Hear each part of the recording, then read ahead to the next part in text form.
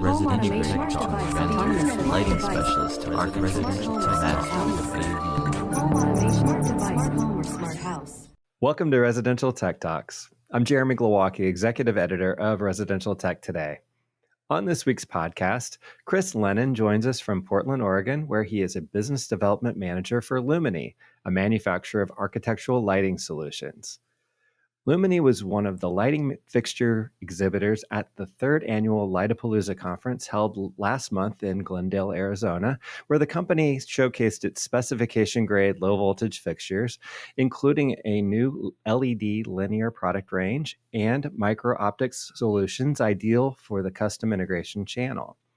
Our guest today comes from the CI space, having spent many years with the AV brands iRoom, Origin Acoustics, and SpeakerCraft, but now after a year and a half immersed in the lighting fixtures business, he's just the person to call if you're looking for a high-end LED linear or low-voltage micro-optic solution for your next project.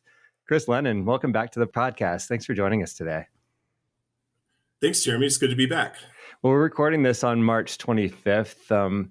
It's kind of early spring, late winter, however you want to, slice it. How are things in Portland for this early spring day? Nice and gray and cloudy today, but we had what we call fake spring already. So it's some nice sunny days that makes everybody feel like, okay, here it comes. But it generally rains for about 2 more months and then we get summer. There you go. Yeah. Portland is known for that, just like Seattle up there. We've been definitely getting the fake spring. Don't know if it's climate change yet or we're just like having a weird year, but I mowed my lawn probably the earliest I've ever done that, so that's very odd. But getting ready to hit the road this week for another buying group meeting, and I'm sure you're busy as well. It was great to see you at Lightapalooza at the end of last month, and we didn't get a chance to catch up there, but we talked afterwards, and I wanted to kind of touch on how, you've been in this lighting business for a year and a half now. And one of my biggest challenges when I was at Lightapalooza covering the lighting space and having gone to all 3 of them, but really kind of in and out on lighting versus AV and all the integration stuff kind of isn't every day for me. It's like learning new terminology and even figuring out what questions to ask vendors. Having spent your life in AV like this, like me, how challenging has it been for you getting your head wrapped around like the terminology and just the new category? The first few months were, it was a whole new learning experience, which is cool. That's kind of what I was looking for. There are different terminologies when it comes to lighting. Same with audio. If a lighting person went and jumped into audio, it'd be hard for a few months. But I studied up, worked with an amazing group of talented people, very knowledgeable. And, a few months into it, I started going out and talking to people. And generally, I found out that I knew as much as your average integrator did about lighting after just a few months. And you just go out and meet and talk with tons of people. And at this point, it comes naturally. Yeah, I hear you on that. I've again, spent my career kind of feeling like everyone knows more than I know because they do this work and I'm just writing about it. But then sometimes I realize I actually have, kind of amassed some knowledge and I can talk the talk with folks. So it doesn't take long as you're staying up on top of the trends and things. But one of the case in point kind of moments was when you and I spoke recently, and you mentioned Luminii as a supplier of specification grade fixtures, and you mentioned that that in the past 99% of Luminii's business comes from the spec world, and I needed you to kind of roll that back and explain for those who are unfamiliar with that particular terminology of the traditional lighting business. What exactly does specification or spec mean in terms of what Luminii does? Sure. Specification grade is just a higher standard when it comes to the product itself. And that's due to the types of projects that we're involved on. the majority of the business is run through lighting agents nationwide. And let's say they're building a new airport in a city. The developers of that airport would go to the local lighting agent and just ask them to specify everything lighting fixture on that project. And so, we're fortunate to be aligned with a lot of the premier agents around the country, as we're starting to do in our channel as well. And they specify product that's going to meet the standard and is going to work for years to come, obviously at the right price points and things like that. And so once you get on a project, let's say like Allegiant Stadium in Las Vegas, it's awesome to be involved in projects like that, but your stuff can't fail. It's not budgeted to be replaced in a short amount of time. And so if you want to get invited to the next Allegiant Stadium, then your stuff has to be good and have a good lifetime and things like that. And so that's spec grade. On a lot of the high-end projects in our channel, people want the best. And so, I'd say that's where specification grade becomes a relevant term when somebody wants the best. Well, and speaking of this channel, then as Luminii evolves to embrace the CI space, and having the foresight to hire you from the channel, with your background, and gearing up its go-to-market strategy to appeal to the channel to really understand the channel. What are some of the ways, besides hiring you, that the company has worked to accommodate the more high-touch nature of custom integrators as compared to, its traditional spec business? Yeah, sure. There's an initiative internally in our company called Easy to Do Business With, and it's pretty self-explanatory. But we have implemented things like when somebody sends us an order, you get a confirmation, just to have that confidence that the order is being looked after. Once the order is put in, then we send out estimated ship dates so that people know when they can expect their order to ship out. And if there are any adjustments to that, due to production schedule and things like that, then we'd send an updated estimated ship date. And then there's a lot of things that we've done just to make things easier for the guys on the job site. So each box is going to have its own packing list, and inside of that box, each of the fixtures or run lengths are going to have a sticker on it. All the accessories that go with that run length are taped to that piece of generally extrusion. And so lots of things that are done to make it easy for the guys. We have an extra box that goes with each shipment that's called a contractor box. And so any instructions would be included there for installation. If there were shop drawings required for, say, a large complex mud-in fixture, then those shop drawings would be included. Just everything made to make it easier for the dealer, especially the people that are going to do the installation. And see, there it is again, extrusions, right? That's a term that I realize is a linear related term. I guess the channels that the linear lighting would then go in, the metal channels, that's an extrusion in the Sure. terminology of the category. Yeah. Yeah. And so, every time I think, because I've gone to Lightapalooza and I've been to some, a lot of HTSA meetings where everyone's talking lighting.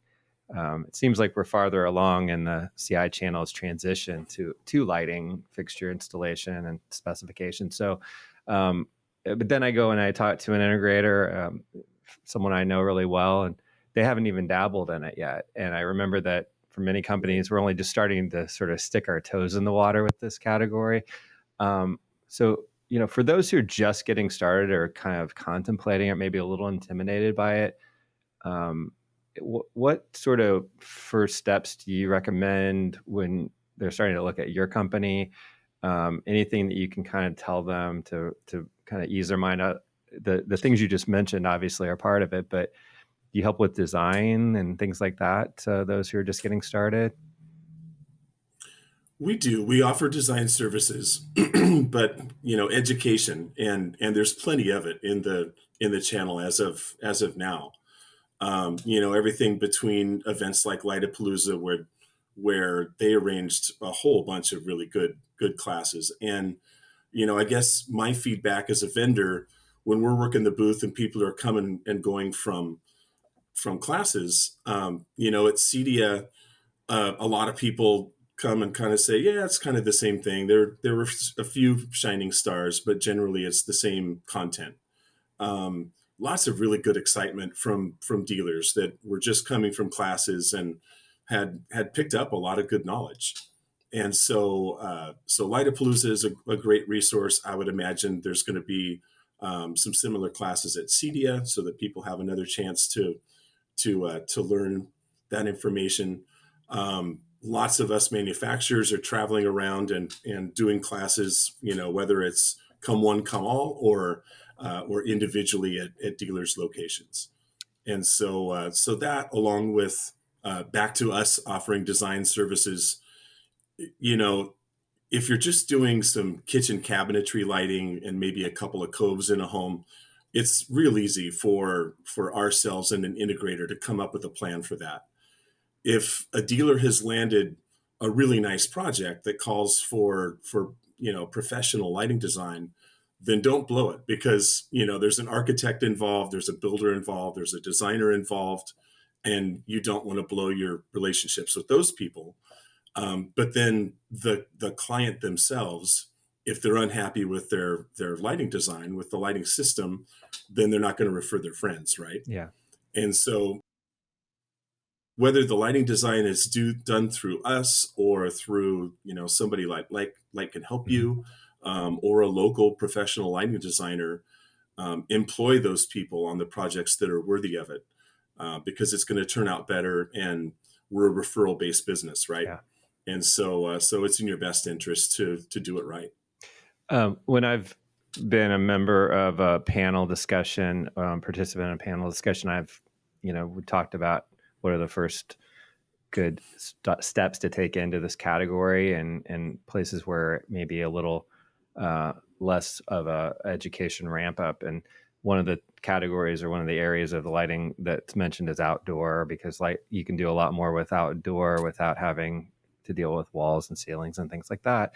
And another one is linear, that's mentioned as far as like a good kind of proving point. And that's those smaller projects, like you mentioned, with cove lighting and under the cabinets and that sort of thing, not massive projects. But just in that part of it, and I know we're going to talk more about downlights as well, not just linear, but what are some of the just technical things that people need to understand about linear, in terms of the lengths and the math on how you need to make sure that you get the proper power for that to work properly, based on how the size of the room works and everything. And see, this is where I'm coming in with the wrong words and terminology, trying to say it, but I can think back to where I had some involvement in the early days of linear in a basement project, and I just kind of got in over my head in terms of what the power requirements were for the length that I was putting in, and I didn't get it to work right. So, what are some of those just details you need to know when you're getting started with linear? Well, generally the length of space that you need to light up, and then what's the purpose of that space. If it's a under kitchen cab, then you've got a workspace there on the countertop that you want to light correctly, right? And so we have a really big multitude of strip light, and there's different color types, color temperatures, outputs. And so your power consumption is going to be based on output, and then we've got also a big multitude of power supplies, or drivers, that would supply power to those outputs. And so just figure out what the length is and how much light you need, and we can help with the right model of strip. Also with the right model of channel. Where do you want to point the light? Does it need to be recessed in or hidden? and then we can line it up with the right number of power supplies. And we help with that. As the order's getting entered, we check that work. Right. So as long as everything's measured right and you've got the basic layout, you know what the power requirements are going to be and help them through that. That's really good to know. So now Right. you introduced at Lightapalooza some new linear options with what you call your Mica range, MYKA. Mm-hmm. Can you talk about what innovations that you've brought into that range for your linear offerings? Sure. Mica is a miniaturized series of strip and channel.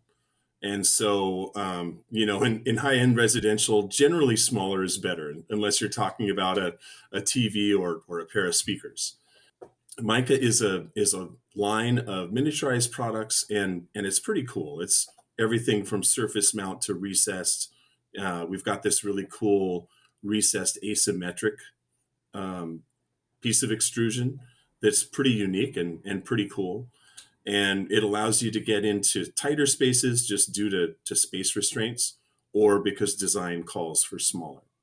And so Mica, the entire series is available now, and we can help people with design and spec and creating bill of materials and all that.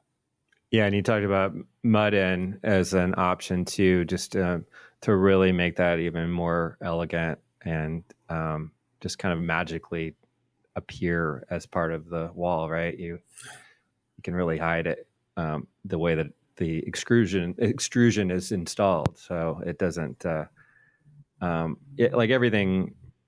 The lighting fixtures, speakers, everything needs to look like the quiet ceiling and the quiet wall right now with everything. Mm-hmm. So having those options are good to include. Is mud-in part of all of your other ranges as well besides Mica? Yeah, we've got a series of mud-in extrusion called Linii, Linii, which it's going to be a larger profile compared to Mica. Okay. And so, if it's a larger space where you need more output, or you just want it to be a larger format, then Linii would be the appropriate product. If it's smaller, then Mica would be the appropriate product. But I can't wait to see somebody do a fixture area where they've got both Linii and Mica, combining both the larger profile and smaller. I think that'll look pretty cool. Yeah, and now obviously we've been talking a lot about linear, but Luminii also has downlight options as well. And one of the new introductions at Lightapalooza was Stenos. So what was the change there with that line to solve problems or provide new design options? Yeah, so Stenos is it's a line of products that we've had for a few years, but it went through a refresh last year, and then we added a whole bunch of SKUs. And so the original product has really been perfected. The quality of light is really nice. And so Stenos, the technology is called micro-optics.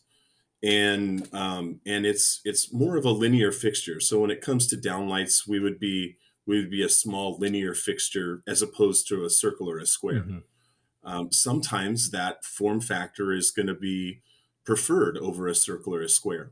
I don't think that it's going to become prevalent where a linear fixture is what everybody wants, but it's nice to have a third option.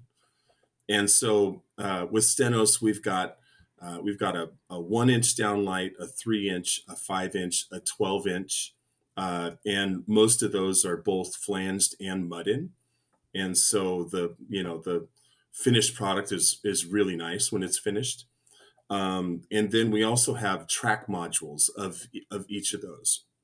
So track systems are kind of coming back into style, especially since we released Stenos. We've gotten lots of quote requests for Stenos track. And so especially in spaces where things are going to move around, like a personal art gallery or a high-end car garage. A track system is really appropriate because once the system is done, you're not stuck with that lighting design. As say cars move around in that high-end car garage, you can come back and you can pop modules out, move them around, because they're aimable. You're able to, to aim them over 30 degrees to one side or the other. And it's also a 2-channel system, so you can have one bank of lights on one switch and another on another switch, and so really versatile. Low voltage, so all of our guys can install it.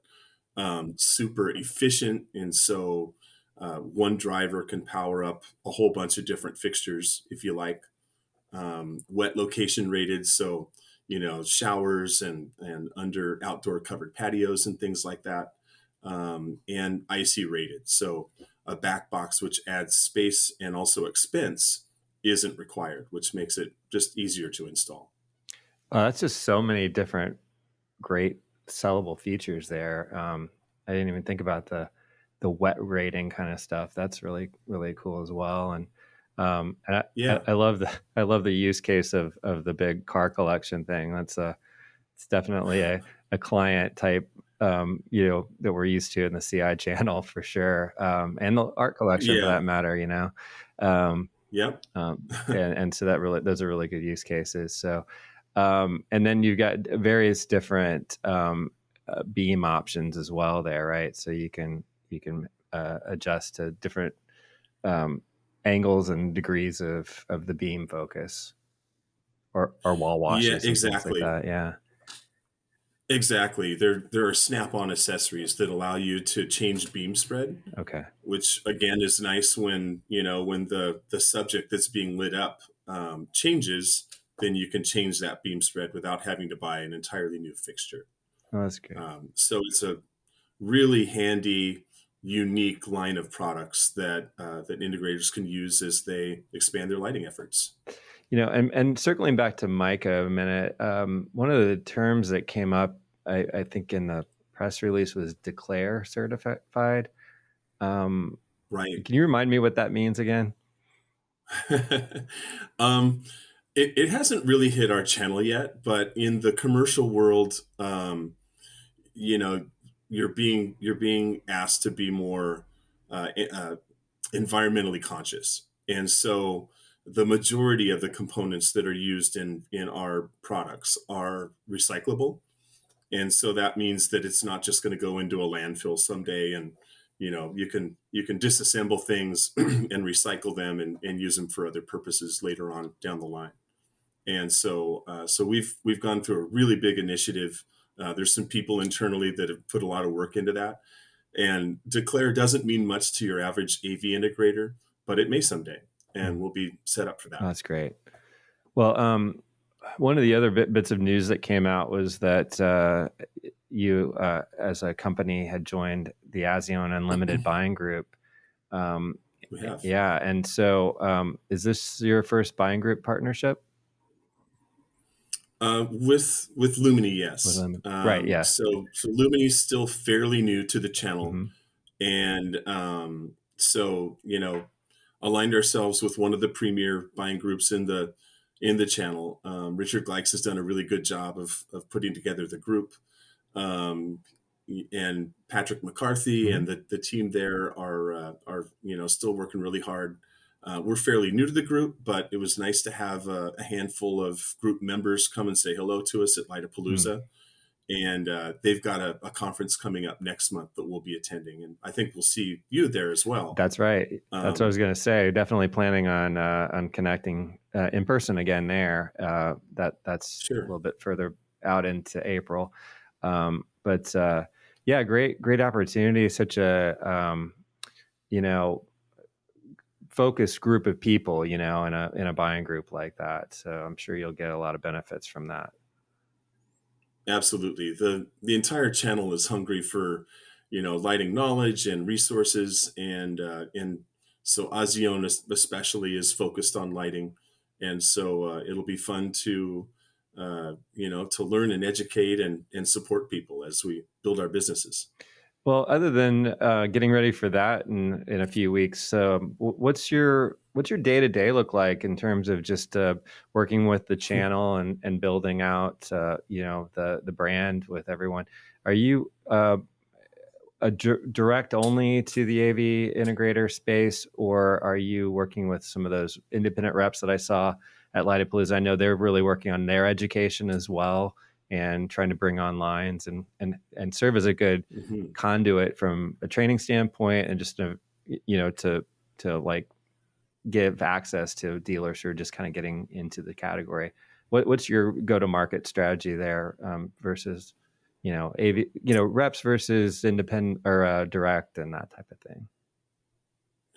Sure. So we're slowly building out territories with AV reps as time goes on. So we're definitely in growth mode.